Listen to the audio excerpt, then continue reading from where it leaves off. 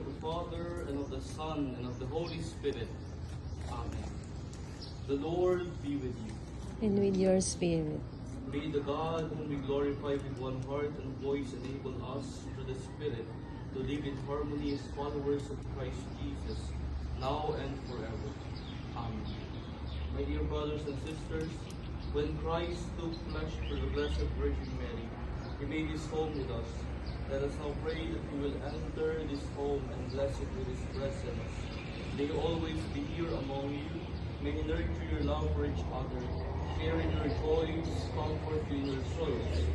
Inspired by His teachings and example, seek to make this home a dwelling place of love, diffusing far and wide the goodness of Christ.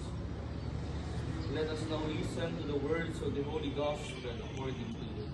The Lord said to the 72, "Into whatever house you enter, first say peace to this household. If a peaceful person lives there, your peace will rest on him. But if not, it will return to you. Stay in the same house and eat and drink what is offered to you, for the laborer deserves his payment. Do not move about from one house to another. Whatever town you enter and they welcome you, eat what is set before you. Cure the sick in it, and say to them, the kingdom of God is at hand for you." The Gospel of the Lord. Praise Praise you, Lord Jesus Christ. Brothers and sisters, just a reminder and invitation for all of us, as we have heard in our Gospel, if a peaceful person lives there, your peace will be with you. So the peace is not just a gift from the Lord, so we also work hard for the peace. We maintain the peace, we cultivate the peace, we nourish the peace. So our invitation for you, for this house to become a symbol and a source of blessing, we need also allow ourselves to become instruments of your peace and blessing. Brothers and sisters, the Son of God, the Lord of heaven and earth, made His home among us. With thankfulness and gladness, let us call upon Him, saying, "Stay with us, stay with us." Lord.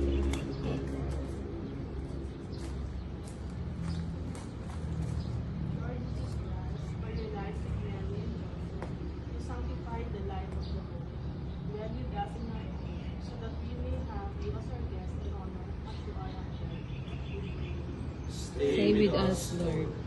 Renew every dwelling grows into a holy temple. Grant that those who live in this house may be Ipon isang wanan, nagagituya kung nagasat mo, ito atin mo abot at tulpuloy pamindisyon mo dito yung pamilya, kinilay ko'y naipataklan ng apartment, tapos sila sa ako, as ikararag niya, gari tikapya, gari kaya, gari ito na tayo kayo sa ilay ko'y lugar. Pero doon ako daw atin may nagtultuloy, ang panarabay mo sa kami, din mo kalakang ti Espiritu Santo, mga lawlawag, ito yung panunod, di may sa kanakami. Tapno dagitilaing pagayatan, tintang susurutin, lawlawag. Pero doon ako daw atin may pati pang nakamentisyon, dagadiyat araon. Pasangkwem, kung sa dararang tinalusang, at nagpirin daw ako, may kasibagitin karawami, ang maramat mi, tinkang panangyarami, galagit kiwisyon, ngayon des mo dito mong gawin sa kanakami. Tapno di amin na tiyempo, iamin na disunagan mo, kanagan mong tulaking kinalidayaw.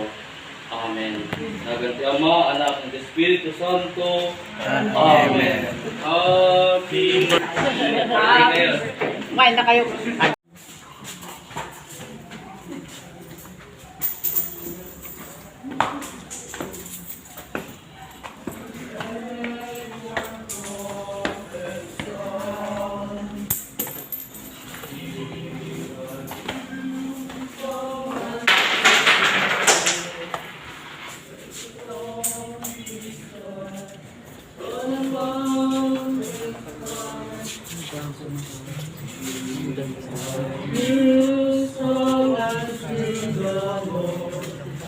Singing hallelujah.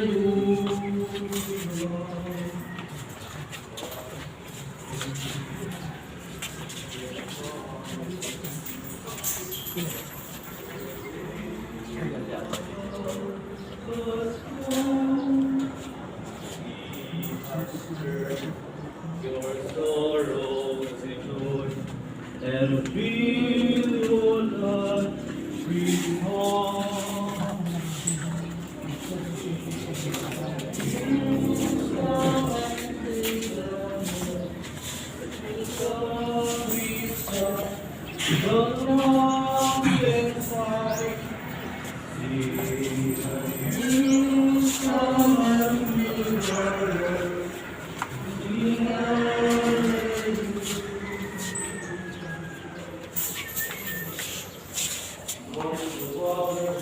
The Holy Spirit. What is now and ever shall be world without end. Amen.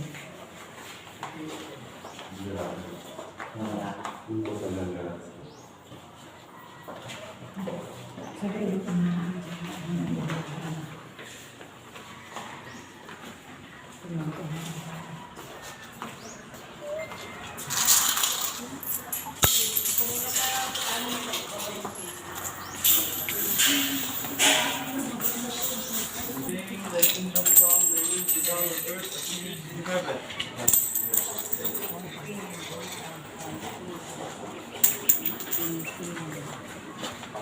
Hail Mary, full of grace, the Lord is with you.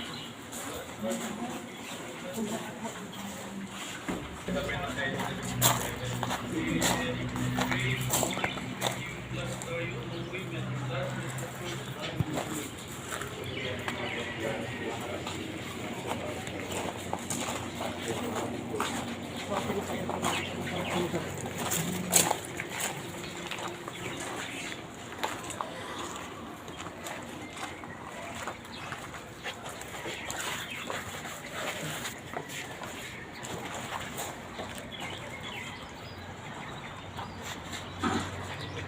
May the peace of Christ rule in your hearts, and may the word of Christ in all its richness dwell in you, so that whatever you do in word and in word, you will do in the name of the Lord Jesus, our Redeemer.